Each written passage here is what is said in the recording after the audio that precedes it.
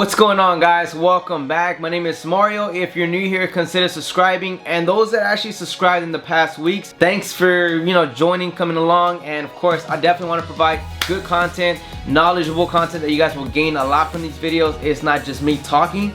So obviously you already know I got a bunch of photos, a bunch of videos of the S1H, which is what we're going to talk about today. And hopefully I'm able to help you guys decide whether this camera is right for you or not. I do own the S1H, so I don't want you guys thinking I just went out to rent it and then talk about it and that's it. I own it, and of course I will make a 3-month review down the line in case there's things that I end up not liking. So I do need to bring this camera out a lot more. I've only shot like maybe 5 videos and like 2 portrait shoots with this camera, so there's a lot more that I need to get out of this camera and know the in and outs. But overall, I will tell you guys what I learned over this past weekend.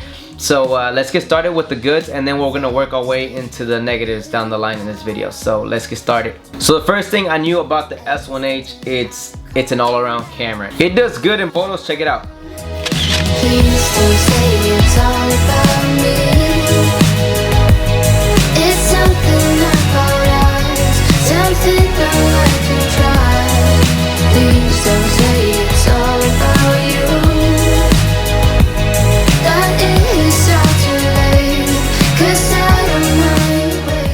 So what do you guys think about the photos? For me personally, I love the photos. I love the quality and the colors on this camera. It's outstanding. I'm shocked the fact that you can get both a great still camera and a great video camera all within this small compact body. It is amazing, and we're living in a good time, guys. Something that's this small, we would have never thought it would have had that much built inside. So that's awesome. And this flip out screen, when I was taking photos, it was just amazing. Something that I missed that I have with the Canon EOS R that I'm filming with right now. You can take photos like this. You can obviously flip it down like this. Flip out screen, man. Like, why doesn't every camera have it? Like, this is why I got this also over the Blackmagic 6K. You can do whatever you want with this. I no longer have to just have it up in my eye level in order to see. I can finally have it low and point it up. There's so much to this camera. I mean, the flip out screen, come on, guys. You guys saw what this camera can do with photos. Now let me show you guys the video. I'm gonna tell you guys I shoot everything in log, so I definitely want to show you guys before and after, and just for you guys to kind of get an idea on how much you can push out of this camera. So let me show you guys samples. Please don't say it's all about me. It's something about us, something that I can try. Please don't say it's all about you.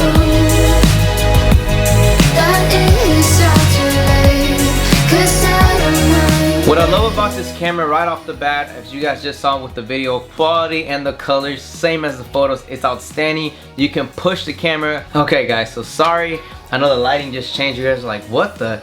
Everything changed, but mom came in, she told me, yo, I got tacos, and it was from my favorite place. So I was like, yo, I have to go eat tacos. Before I know it, I ended up talking for a little bit, and now light dropped, everything changed. But let's pick off where we left off. If you want to compare this camera to the S1 or the EVO 1, just know, just like those two cameras, you can push the colors and they don't fall apart. Another thing that I want you guys to know on this camera that the S1 doesn't have is it has dual native ISO on this camera. So it has 640, which is the low, and then the high of 4000 ISO. So this camera is really good in low light, and the fact that you can go to 4000 ISO as a dual native, that's a plus. And just know you can get away with a lot of low light shots.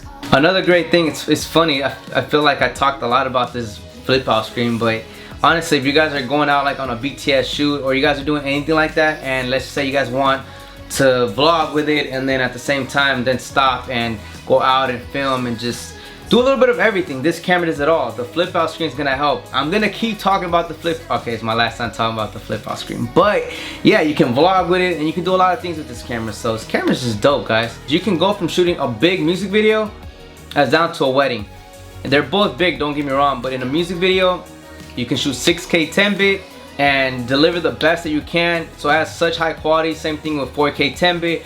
But when you're shooting a wedding, you film all day that you have so much files to work with.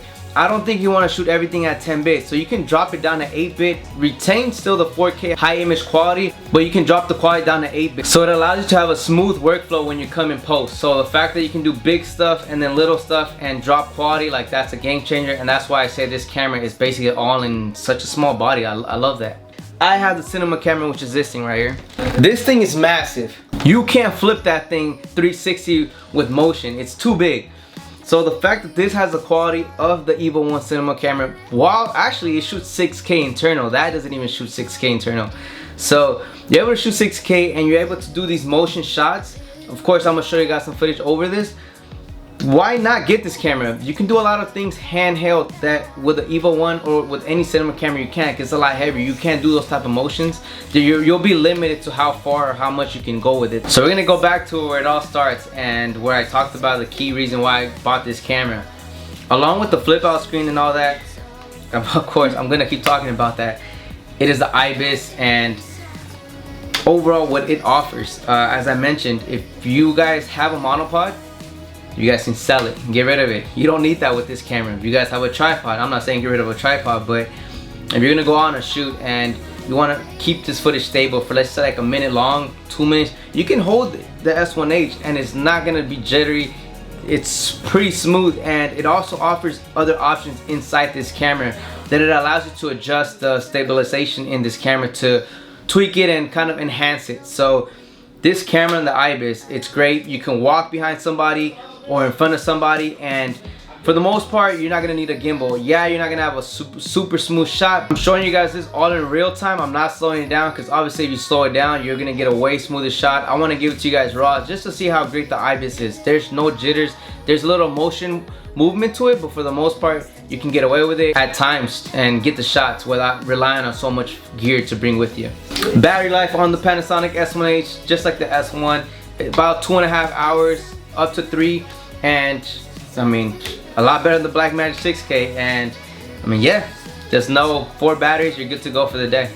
The electronic viewfinder on this camera, I love it. I don't know if they upgraded from the Panasonic S1, but the S1H definitely, it's great. I mean, just like any other Panasonic camera, I've always loved their electronic viewfinders. It's clear, you can tell what's in focus, everything is sharp. Just the view of it, it just helps a lot. So the frame rates on this camera, let me put it down before I end up dropping it. I keep hitting it, this is not a good idea. It shoots up to 120 frames per second in 10-bit. The 120 frames per second on the S1H, it retains the audio. So now you can shoot anywhere you want, and if you really want to slow down your footage, just know you will be able to retain the audio. Also, it goes up to 180 frames per second in case you definitely want to slow down your footage even more than that. The one thing that I love that Panasonic did with the S1H that I kind of hate that they didn't do with the S1, they added dual SD card slots. So now onto the cons with this camera. First thing is first, it does not have internal ND filters. That's not really a con because no mirrorless camera has that. But I come from a cinema camera, and when you have cinema camera and you have the internal ND filters, you're kind of babied by that. So when you have to come down to this, yes, they make ND filters that you can just slap on in front of the lens and you're good to go, but those tend to cause vignetting. They also tend to mess up the colors. That's the downfall for that, but again, no mirrorless camera comes. That's just coming from me and owning the cinema camera. So not sure if that's a con or not. One thing I hate about this camera, I don't know what Panasonic was thinking, and it's happened before to me or anyone that uses this camera or the S1.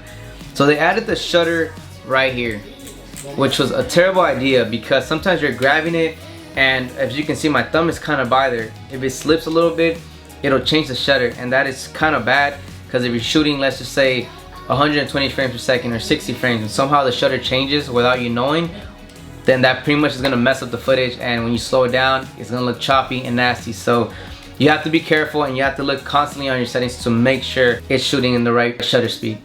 The one thing about this camera to me that makes it imperfect, it was almost perfect, it's the 4K 60 internal. It finally is built into a small camera like this in 10-bit, but it crops in. And the last thing is autofocus. I know I didn't mention it. I really can't talk about it because I use a Sigma MC21 adapter.